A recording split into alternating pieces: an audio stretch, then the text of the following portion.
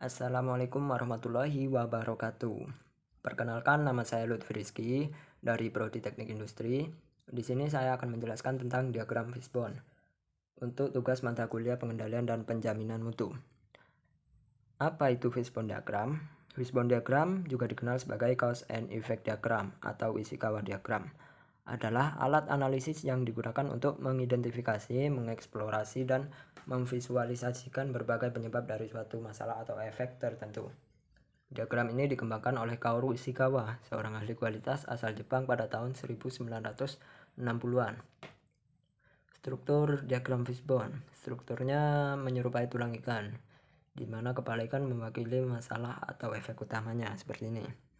Untuk tulang besarnya mengkategorikan penyebab utamanya, terus tulang kecil mewakili penyebab yang lebih spesifik dalam setiap kategori, seperti ini. Untuk tujuan pembuatan diagram Fishbone yaitu untuk mengidentifikasi akar penyebab dari suatu permasalahan secara sistematis, bukan hanya gejala yang terlihat. Alat ini memfasilitasi diskusi tim melalui brainstorming terstruktur, sehingga semua aspek yang mungkin menjadi penyebab dapat digali.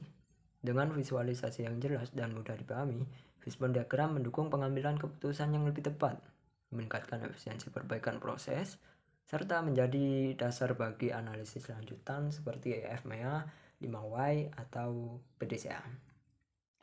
Jenis-jenis Fishbone terbagi menjadi 5, yakni 6M atau 5M plus 1E untuk penggunaan pada industri manufaktur dan produksi, terus 4S untuk industri jasa, 8P untuk pemasaran dan penjualan, terus custom atau manajemen Fishbone untuk manajemen organisasi, dan yang terakhir 5Y plus Fishbone untuk investigasi akar masalah.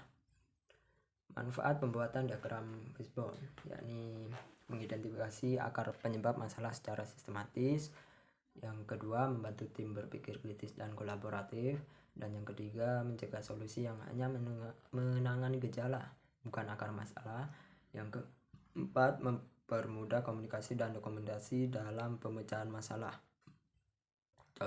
Yang terakhir, cocok untuk analisis kualitas, peningkatan proses, atau investigasi kegagalan. Langkah-langkah pembuatan diagram Fishbone yakni yang pertama penentuan masalah utamanya, yang kedua gambar tulang punggung diagram, yang ketiga penentuan kategori penyebab utama, yang keempat identifikasi penyebab dalam setiap kategori, yang kelima review dan pengelompokan, yang keenam analisis dan identifikasi akar masalah, yang terakhir penindaklanjutan. Nah, ini untuk contoh simulasi pengaplikasiannya. Saya mengambil keterlambatan pengiriman ekspedisi pada customer.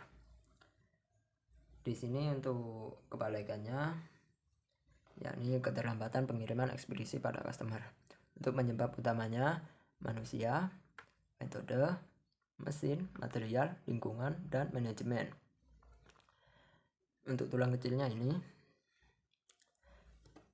yang pertama akan saya jelaskan tentang penyebab utama masalahnya, seperti manusianya, yakni kurangnya pelatihan karyawan gudang, terus kurangnya staf di bagian pengiriman, dan yang terakhir kesalahan dalam input data alamat.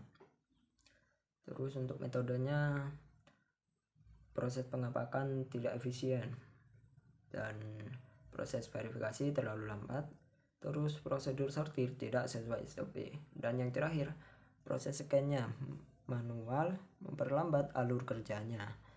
Untuk mesinnya, kendaraan pengiriman sering rusak di jalan, seperti mungkin bannya bocor. Terus untuk sistem pelacakan barang sering mengalami gangguan, dan yang terakhir alat pemindai barcode rusak atau error, yang mungkin dikarenakan terjatuh atau masa pakai yang sudah habis. Untuk materialnya, kemasan tidak tersedia dan stok material sering kosong, terus barang yang dikirim itu mudah rusak saat dikirim. Untuk lingkungannya, cuacanya buruk dapat memperlambat pengiriman, jalanan macet atau rusak, terus bencana alam seperti banjir, dan bisa saja seperti tanah longsor. Terus untuk hari besar menyebabkan volume paket melonjak, seperti pada tanggal 6 kemarin itu kan 6 bulan 6, jadi paket melonjak dan berlambat pengiriman sampai 5 hari. Terus untuk manajemen, pada manajemennya perencanaan jadwal pengiriman yang buruk, terus perencanaan rute yang buruk, terus tidak ada evaluasi rutin kinerja pengiriman, dan yang terakhir koordinasi antar divisi lemah. Maka dari itu keterlambatan pengiriman ekspedisi pada customer disimulasikan seperti ini. Dan terima kasih dari saya. Sebelumnya mohon maaf apabila ada salah kata dan pengucapan kalimat yang tidak benar. Assalamualaikum warahmatullahi wabarakatuh.